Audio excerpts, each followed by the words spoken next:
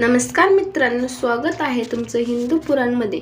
मित्रांनो, जेव्हा आपल्या घरामध्ये बाळाची चाहूल लागते तेव्हा येणारे बाळ मुलगा असेल तर मुलगी असेल याबद्दलची उत्सुकता अनेकांना लागत असते।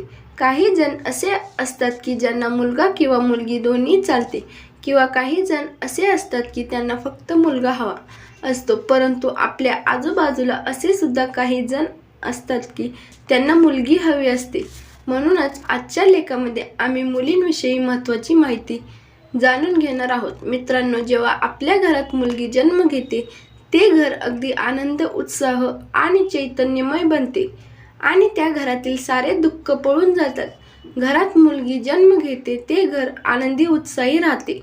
आणि मित्रांनो, ज्या घरात लहान लहान पावलांचा पैंजणाचा आवाज येतो त्या घरात नेहमी सुख, शांती, वैभव नांदते आणि सारे दुःख पळून जातात। मित्रांनो, असे म्हटले जाते की मुलगी झाली की लक्ष्मी घरी येते, पहिली भेटी धनाची पेटी।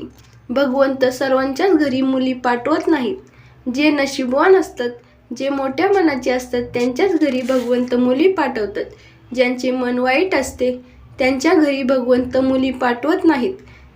ज्यांच्या देण्याची, दान करण्याची नीती असते अशाच घरी मुली जन्म घेतात आणि त्याचमुळे त्यांना कन्यादानाचे भाग्य मिळते। मित्रांनो, एकदा स्वामी विवेकानंद वैष्णव देवीच्या मंदिरात दर्शन करायला जात असताना त्यांना वाटेत एक शेतकरी दिसला। त्याच्यासोबत दोन मुली दिसल्या।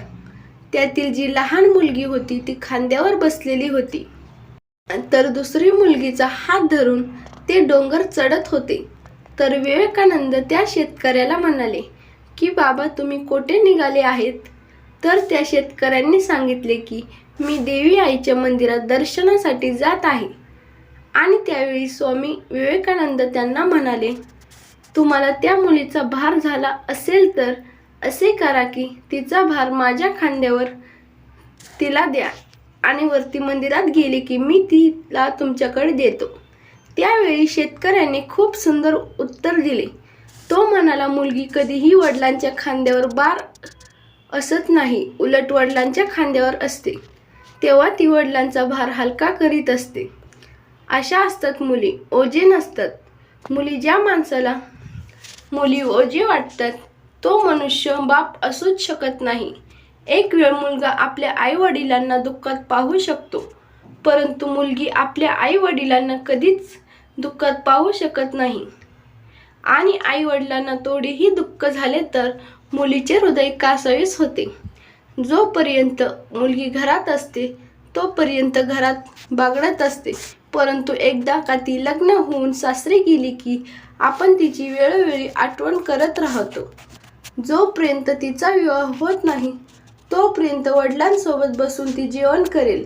वडील कामावरून दमून भागून आल्यावर ती त्यांना पाणी आणून देईल, त्यांची विचारपूस करेल, काही हवे नको ते पाहिल आणि वडिलांच्या चेहऱ्यावर जरा जरी चिंता दिसल्यास त्यांना कारण विचारेल।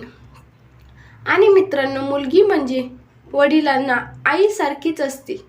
ती त्यांच्या वडिलांची काळजी घेते, वेळ प्रसंगी रागावेन तर काही वेळा लाडात येऊन बोलेल, चूक असेल तर त्यांना दाखवून देईल।